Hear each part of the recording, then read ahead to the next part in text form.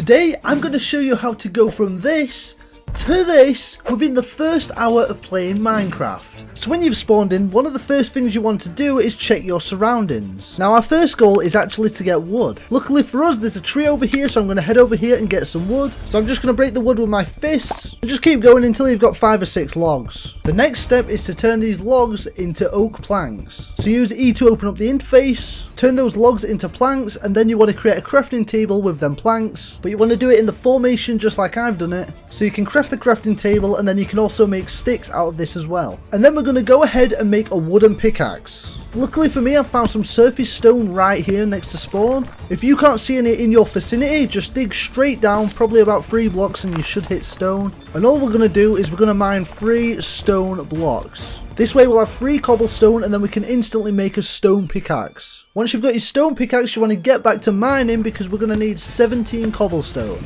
And the reason we're collecting 17 cobblestone is because this is enough for 1 furnace and all the other stone tools that we would require. So go ahead and make a furnace, make yourself an axe, make yourself a shovel, and make yourself a sword.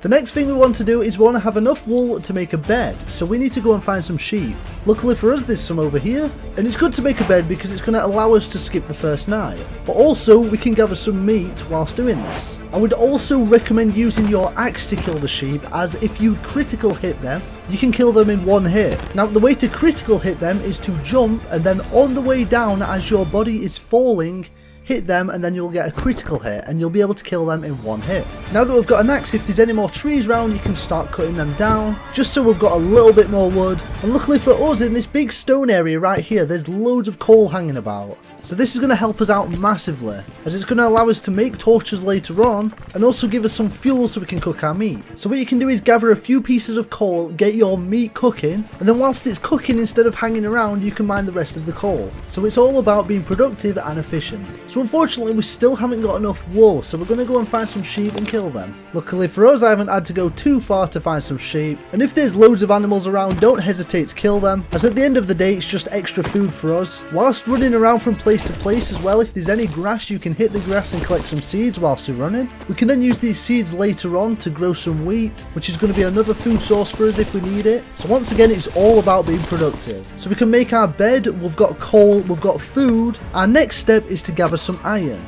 Now because of the 1.19 update, iron actually spawns either really high up or really low down. So one thing I'd recommend doing if you're trying to find iron is head up to a high place. So if there's any mountains nearby, just head up to the top of the mountains and try and find a cave at the top of the mountains, because you'll more than likely find iron there. Once again, if there's any animals on the way, feel free to kill them as you're passing.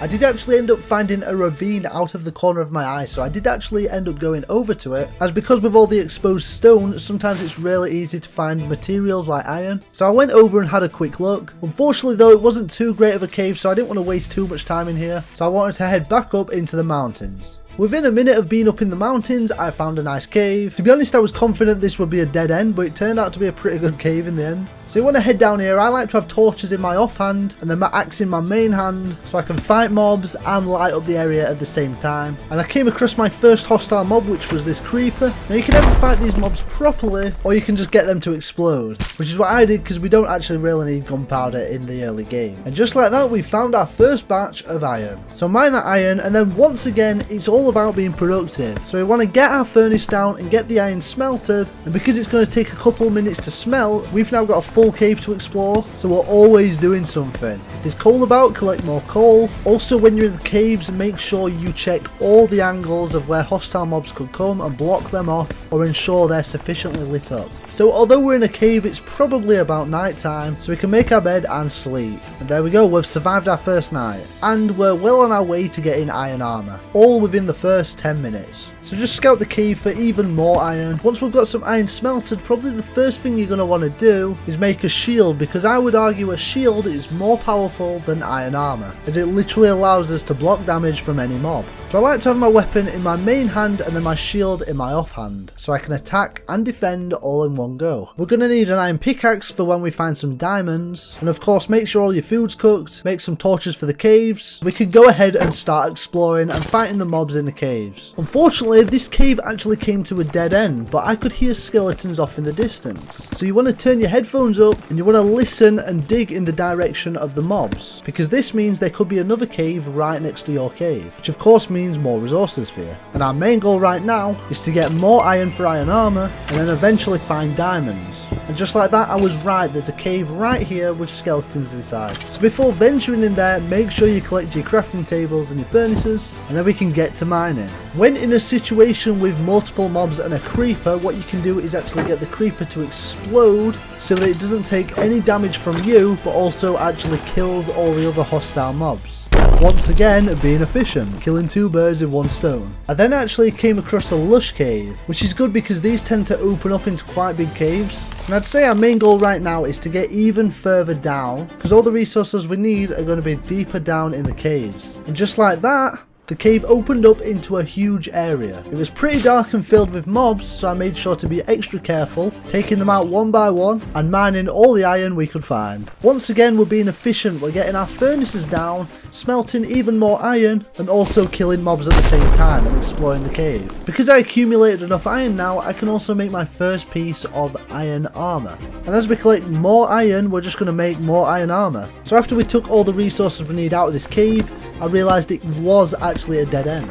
So what do we do in this situation? Now we've got 2 options. We can either A, turn back up the cave we've just come and then try and find another cave, but I know there's probably not going to be another cave nearby, as I've followed this cave all the way down here and it's led to a dead end. Or we could actually mine straight down. Now I'm sure you've heard the term don't ever mine straight down in Minecraft. Well, that's true to a certain degree. You see, if you use this method where you stand in the middle of 2 different blocks, you can safely descend without falling to your death. So that's exactly what I'm going to do until I get deep enough or find a cave. But eventually I got deep enough and landed in this big cave. Luckily, because I was doing my digging down method, we didn't fall into the cave and we're still alive. So when you're in a position like this and you want to drop down without taking any damage, if you haven't got a bucket of water, one thing that you can actually do is craft a boat, and then you can float down in the boat without taking any damage at all. But of course, just be careful of your surroundings. This moved into a nice sized cave and I managed to collect enough iron to create full iron armor.